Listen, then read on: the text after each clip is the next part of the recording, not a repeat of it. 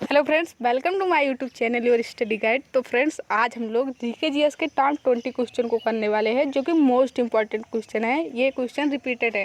अगर आप लोग एमटीएस की तैयारी कर रहे हैं तो आप लोग प्रीवियस ईयर का पेपर उठाकर देखेंगे, आप लोगों को ये क्वेश्चन जरूर मिलेगा उसमें से।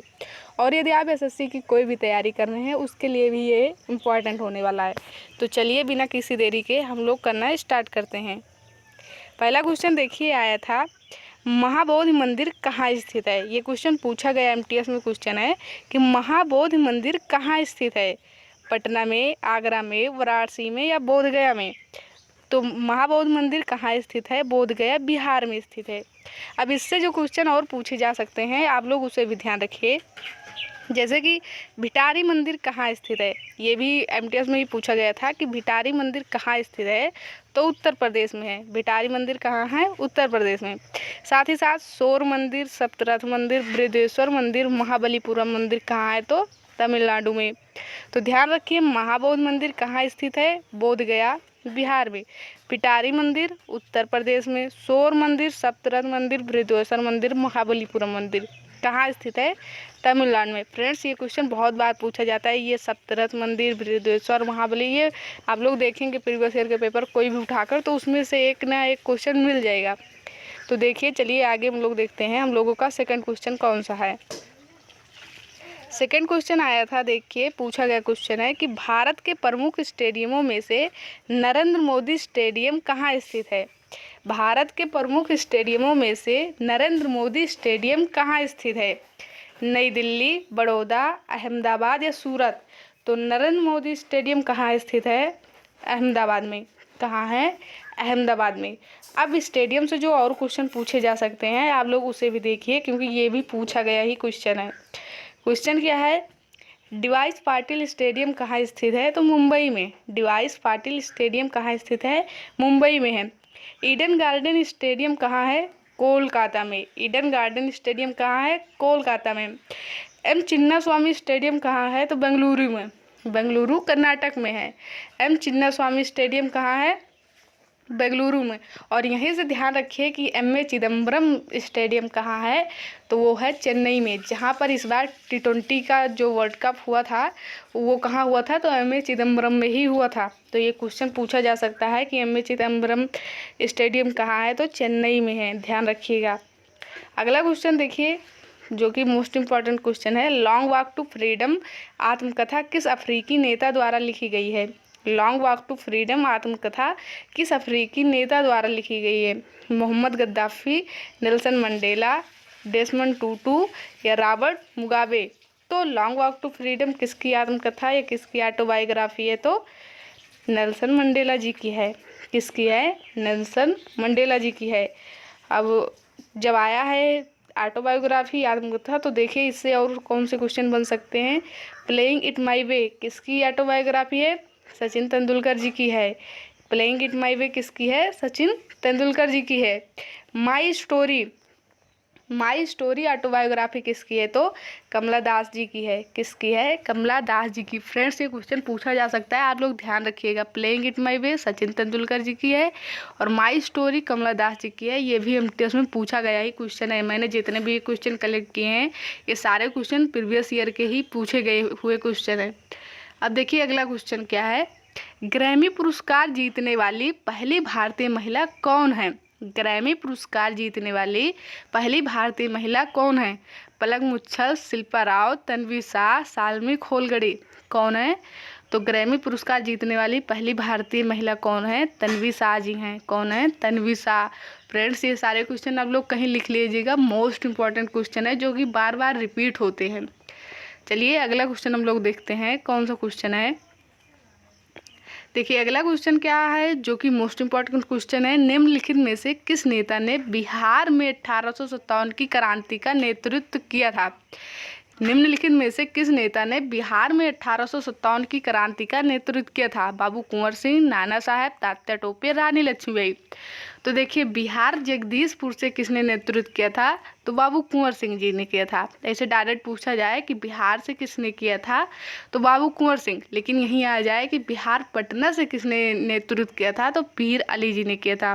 किसने, पीर अली जी ने। अब यहाँ पर जो ऑप्शन है उसे भी देख लीजिएगा। नाना साहब ने कहाँ से नेतृत्व किया था, कानपुर से। तात्या टोपे जी ने कहाँ से किया था, जिनका नाम रामचंद्र पांडुरंग भी है, इससे भी क्वेश्चन पूछा जाता है। तो तात्या टोपे जी ने किया था ग्वालियर से। लखनऊ से बेगम हजरत महल जी ने किया था। और रानी लक्ष्मीबाई जो कि बहुत फेमस रही, रानी लक्ष्मीबाई ने तो आप लोग जानते होंगे कहाँ से किया था, झांसी से। तो 1857 की क्रांति से क्वेश्चन बन सकता है।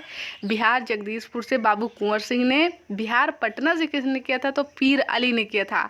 नाना साहब ने कहाँ से किया था, कानपुर से। तात्या टोपे जी ने कहाँ से किया था, ग्वालियर से। रानी लक्ष्मीबाई जी ने कहाँ से किया था, झांसी से। ये सारे क्वेश्चन आप लोग ध्यान रखिएगा। अब देखिए क्वेश्चन नोट में मैंने क्या लिखा है कि 1857 की क्रांति का प्रतीक क्या था, तो कमल और रोटी। बहुत बार पूछा जाता है 1857 का प्रतीक क्या था, कमल और रोटी था। उस समय मुगल सम्राट कौन थे, तो बहादुर शाह द्वितीय, जिन्हें बहादुर शाह जफर भी कहा जाता है, वो थे। और उस समय ब्रिटेन के प्रधानमंत्री कौन थे, तो पार्मस्टन थे। कौन थे, पार्मस्टन। तो फ्रेंड्स ये आप लोग ध्यान रखिएगा। 1857 की क्रांति का मूल कारण क्या था या तत्कालिक कारण क्या था, तो एनफील्ड राइफल का प्रयोग करना, जो कि दिसंबर 1856 में किया गया था। चलिए देखिए अगला क्वेश्चन क्या है, कौन सा विटामिन पानी में घुलनशील है। कौन सा विटामिन पानी में घुलनशील है, केवल विटामिन सी, केवल विटामिन बी और सी दोनों, या विटामिन ए डी ई के। तो पानी में घुलनशील विटामिन कौन से हैं, विटामिन बी और सी दोनों। विटामिन बी और सी पानी में घुलनशील हैं। और विटामिन ए डी ई के इस किस में घुलनशील हैं, तो वसा में। यह क्वेश्चन बहुत बार रिपीट होता है कि पानी में घुलनशील विटामिन कौन से हैं, तो विटामिन बी और सी दोनों। कैसे याद करेंगे, भैंस गई पानी में। कैसे याद करेंगे, भैंस गई पानी में। इसे ले लीजिएगा बी और इसे लीजिएगा सी। तो भैंस गई पानी में ध्यान रहेगा हमेशा कि बी और सी पानी में घुलनशील है। और जो बच गए ए डी ई के किस में है, वसा में घुलनशील हैं। आगे देखिए मैंने नोट में ये लिख भी दिया है कि विटामिन ए डी ई के किस में घुलनशील हैं, वसा में घुलनशील हैं। अगला देखिए क्वेश्चन नंबर 7, जो कि बहुत बार पूछा जाता है कि क्षारीय विलयन का पीएच मान होता है सदैव 7 से ज़्यादा, 7 से कम, 7 होता है, या इनमें से कोई नहीं। तो आप लोगों को पता होगा कि ये पीएच वैल्यू किसने दी थी, तो सोरेनसन ने दिया था। और उन्होंने 0 से 14 के बीच बताया था। और जब 7 से अधिक हो तो विलयन कैसा होता है, यहाँ पर क्वेश्चन पूछा जा रहा है क्षारीय विलयन। तो जब विलयन 7 से वैल्यू का मान 7 से अधिक होता है तो विलयन क्या होता है, क्षारीय होता है। तो क्वेश्चन का आंसर हम लोगों का क्या होगा, क्षारीय विलयन का पीएच मान होता है सदैव 7 से ज़्यादा। जब विलयन का मान 7 से ज़्यादा होगा तो विलयन क्षारीय होगा, अगर 7 से कम होगा तो विलयन अम्लीय होगा, लेकिन जब 7 होगा तो विलयन क्या होगा, उदासीन होगा। ये आप लोग ध्यान रखिएगा, मैंने यहाँ नीचे लिख भी दिया है, आप लोग नोट कर सकते हैं कि पीएच वैल्यू की खोज सोरेनसन ने किया था। 7 से कम पीएच वैल्यू होने पर विलयन अम्लीय होगा, जब 7 से ज़्यादा होगा तो क्षारीय, 7 से कम होगा तो अम्लीय, और 7 होगा तो विलयन कैसा होता है, उदासीन होता है। कैसे होता है, उदासीन होता है। अब हम लोग देखते हैं नेक्स्ट क्वेश्चन, जो कि बहुत बार पूछा जाता है। ये जितने भी क्वेश्चन मैंने लिए हैं आप लोग देखेंगे तो प्रीवियस ईयर में सारे क्वेश्चन आप लोगों को मिलेंगे। देखिए क्वेश्चन क्या है, पुथंडू को किस राज्य में नववर्ष के रूप में मनाया जाता है। पुथंडू को किस राज्य में नववर्ष के रूप में मनाया जाता है, केरल, आंध्र प्रदेश, तमिलनाडु या अरुणाचल प्रदेश। तो राइट आंसर क्या होगा, पुथंडू किस राज्य का नववर्ष है, तो तमिलनाडु का है। कहाँ का है, तमिलनाडु का है। बात करें केरल का, तो केरल का नववर्ष किसे कहा जाता है, विशु को, विशु मनाया जाता है नववर्ष के रूप में। आंध्र प्रदेश में कहें तो उगादी है, आंध्र प्रदेश में उगादी। और अरुणाचल प्रदेश का है सांगकेन। क्या है, सांगकेन। फ्रेंड्स आप ये सब भी नोट कर लीजिएगा। तमिलनाडु का पुथंडू है, केरल का विशु है, आंध्र प्रदेश का उगादी है, और अरुणाचल प्रदेश का सांगकेन है। क्या है, सांगकेन। तो ये आप लोग नोट कर सकते हैं। यदि आप लोगों से पूछा जाएगा तो आप लोग आसानी से इसका आंसर दे पाएंगे। देखिए क्वेश्चन नंबर 9 का क्या है, भारतीय संविधान सभा के मसौदा समिति के अध्यक्ष कौन थे। अब यही क्वेश्चन 3 प्रकार से पूछा जाता है और ये क्वेश्चन बहुत बार रिपीट होता है। कहीं पर मसौदा समिति दिया जाएगा तो कहीं पर यही क्वेश्चन प्रारूप समिति होगा और कहीं पर ड्राफ्टिंग कमेटी होगा। यही क्वेश्चन 3 प्रकार से फ्रेंड्स पूछा जाता है। मोस्ट इंपॉर्टेंट क्वेश्चन है कि भारतीय संविधान सभा के मसौदा समिति के अध्यक्ष कौन थे। तो राइट आंसर क्या होगा, डॉक्टर BR अम्बेडकर जी थे। चाहे प्रारूप समिति से यही क्वेश्चन पूछ लिया जाए चाहे ड्राफ्टिंग कमेटी का, आंसर क्या होगा, डॉक्टर BR अम्बेडकर जी। साथ ही साथ ये भी देख लीजिए कि डॉक्टर राजेंद्र प्रसाद किसके अध्यक्ष थे, भारतीय संविधान सभा के संचालन समिति के। संचालन समिति के अध्यक्ष डॉक्टर राजेंद्र प्रसाद थे। प्रांत समिति के अध्यक्ष सरदार वल्लभ भाई पटेल थे। और संघ समिति के अध्यक्ष कौन थे, तो पंडित जवाहरलाल नेहरू जी थे। कौन थे, पंडित जवाहरलाल नेहरू जी। ये क्वेश्चन आप लोग ध्यान रखिएगा, पूछा जा सकता है क्वेश्चन। अब देखिए ये जो क्वेश्चन है ये बहुत कंफ्यूजन क्रिएट करता है और स्टूडेंट इसमें जरूर फंस जाते हैं। पूछा जाए मौलिक अधिकार के लिए सलाहकार समिति के अध्यक्ष कौन थे। मौलिक अधिकार के लिए सलाहकार समिति के अध्यक्ष कौन थे, तो सरदार वल्लभ भाई पटेल जी थे। लेकिन यही क्वेश्चन इस तरह से पूछा जाता है तो गलत हो जाता है। मौलिक अधिकार के उस समिति के अध्यक्ष कौन थे, मौलिक अधिकार के उस समिति के अध्यक्ष कौन थे, तो JB कृपलानी जी थे। कौन थे, JB कृपलानी जी। तो ये क्वेश्चन आप लोग ध्यान रखिएगा। अब देखिए क्वेश्चन क्या है, लाहो। लाहो किस राज्य की नृत्य शैली है। लाहो किस राज्य की नृत्य शैली है, तो राइट आंसर क्या होगा, मेघालय। मेघालय राज्य की नृत्य शैली कौन सी है, मेघालय राज्य की नृत्य शैली क्या है, लाहो। अब यहीं पर आप लोग ध्यान रखिएगा कि बेहदी खलम, नोंगक्रेम, सादा सुक, खांसी, ये सारी कहाँ की है, मेघालय की। आप लोग नोट कर सकते हैं, बेहदी खलम, नोंगक्रेम, खांसी कहाँ की है, तो मेघालय की है।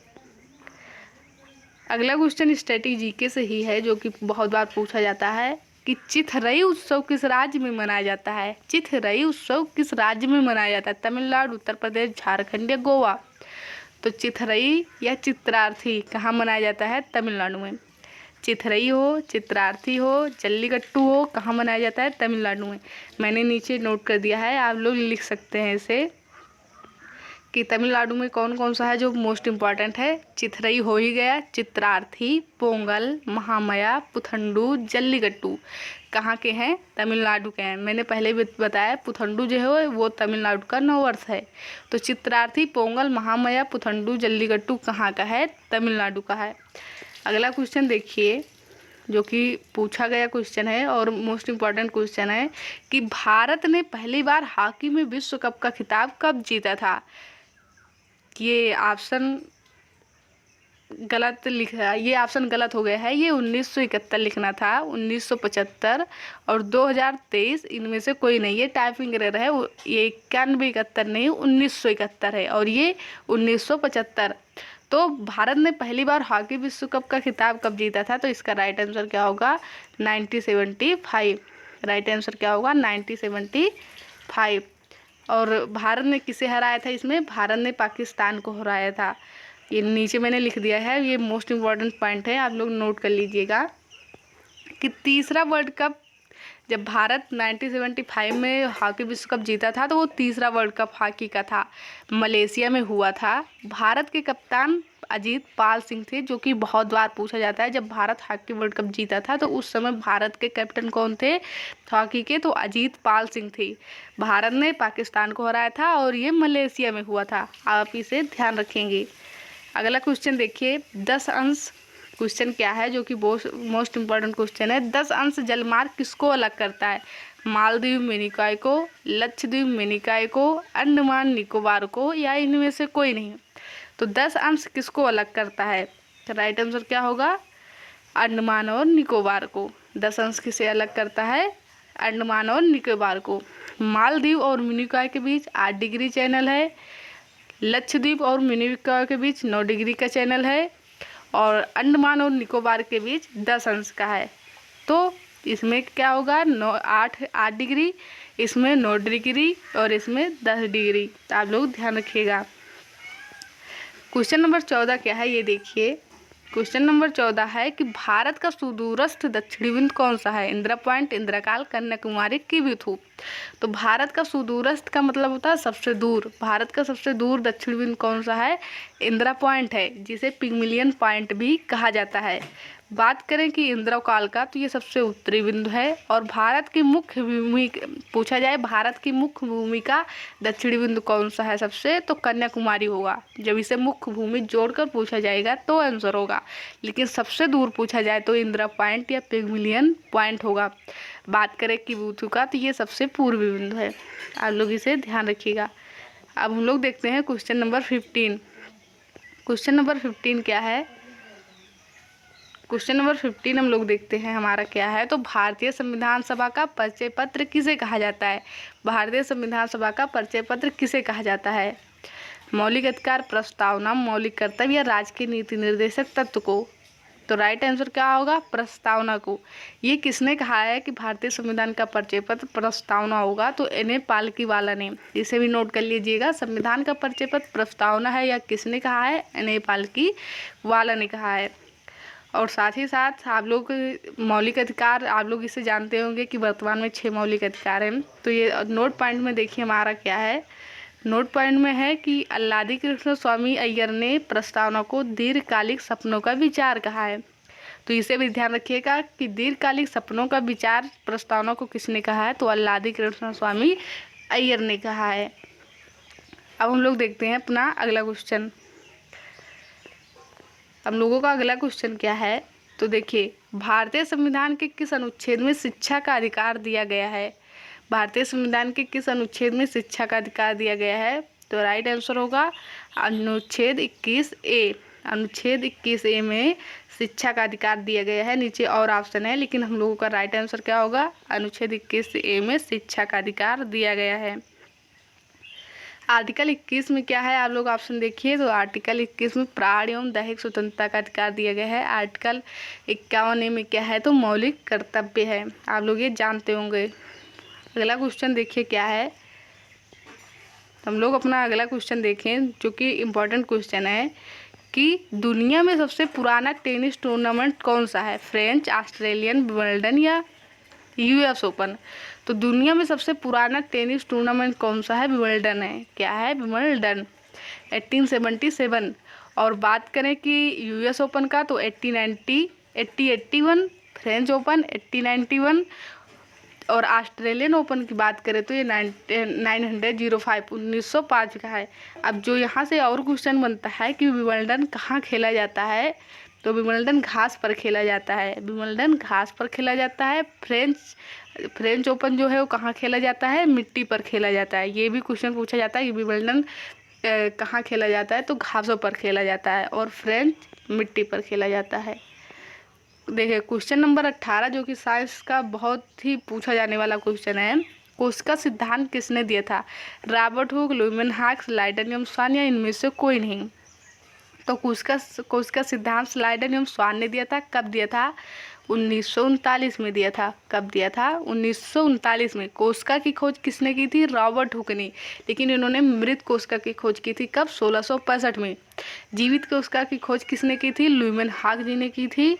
किसने? ल्यूमेनहॉक ने की थी 1774 ईस्वी में। ये भी ध्यान रखिएगा आप लोग, ये कोशिका से क्वेश्चन ये भी पूछा जाता है। क्वेश्चन नंबर देखिए 19 क्या है। क्वेश्चन नंबर 19 क्या है? संयुक्त अधिवेशन कौन बुलाता है? प्रेसिडेंट, प्रधानमंत्री, लोकसभा अध्यक्ष, उपराष्ट्रपति। तो संयुक्त अधिवेशन कौन बुलाते हैं? राष्ट्रपति जी बुलाते हैं। किस अनुच्छेद से? तो अनुच्छेद 108 के तहत संयुक्त अधिवेशन कौन बुलाते हैं? हमारे प्रेसिडेंट जी बुलाते हैं। और लेकिन संयुक्त अधिवेशन की अध्यक्षता कौन करता है? तो लोकसभा अध्यक्ष करते हैं। ये भी ध्यान रखिए। और अब हम लोगों का सबसे लास्ट क्वेश्चन, जो कि मोस्ट इम्पॉर्टेंट स्ट्रेटेजी का क्वेश्चन है, जो कि बहुत बार पूछा जाने वाला क्वेश्चन है। क्वेश्चन है, गंगूबाई हंगल का संबंध मुख्य रूप से किस घराने से है? किराना घराना, मेवाती घराना, लखनऊ घराना, जयपुर घराना। तो गंगूबाई हंगल का संबंध मुख्य रूप से किराना घराना से है, जो कि उत्तर प्रदेश का है। अब किराना घराना की और जो प्रमुख हैं जो किराना घराना से संबंध रखते हैं वो कौन है, जो कि वो बार बार पूछे जाते हैं? तो बलदेव सिंह बाली, कौन है? बलदेव सिंह बाली, अब्दुल वाहिद खान, भीमसेन जोशी, उपेंद्र भट्ट। ये सारे किराना घराना के हैं, जो कि बहुत बार पूछे जाता है ये क्वेश्चन। तो फ्रेंड्स, आई होप आप लोगों को वीडियो पसंद आया होगा। ये 20 क्वेश्चन मोस्ट इंपॉर्टेंट है, आप लोग इसे कहीं नोट कर लीजिएगा। आप लोगों को ये क्वेश्चन इस बार पेपर देने जाएंगे तो ज़रूर मिलेगा। तो वीडियो पसंद आया तो लाइक करें, सब्सक्राइब करें, अपने फ्रेंड्स के पास शेयर जरूर करें। Thank you for watching this video.